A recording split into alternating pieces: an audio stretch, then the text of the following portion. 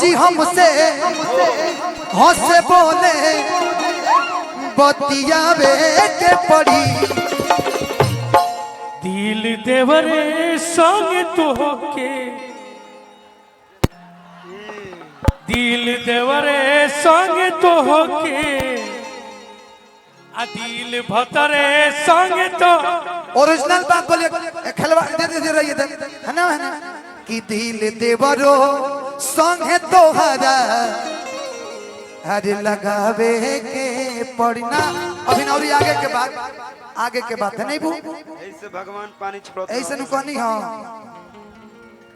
कि गहवन सांप से अभ्यास से कबो ना लगे के चाहिए वो कब फोन मार दी के जानत नहीं के कि नेक दे हम नहीं घूंघटा पैसा निकल तर का मर दे देखो 500 से कम मत निकलियो न तो लेब ना हम कि बहरी बनेला रंगदार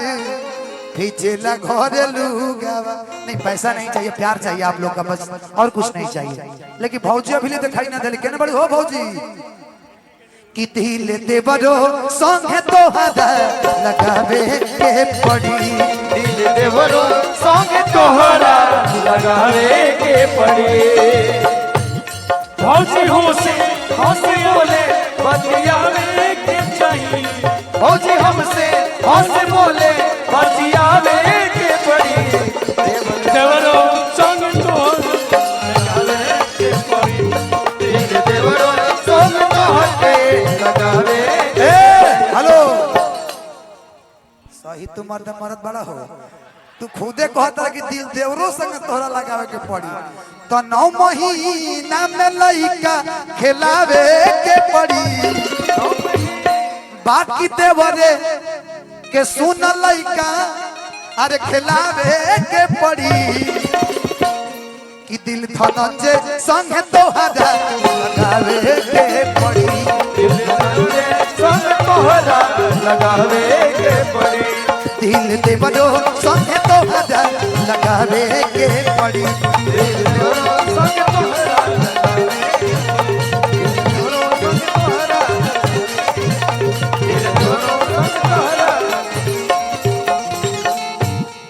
मैं चाहता हूं भाई के लिए एक बार जोरदार ताली बजा दीजिए एक गाना लास्ट और उसके बाद गोलू जी का एंट्री आइए कोड दे दीजिए सी कर दीजिए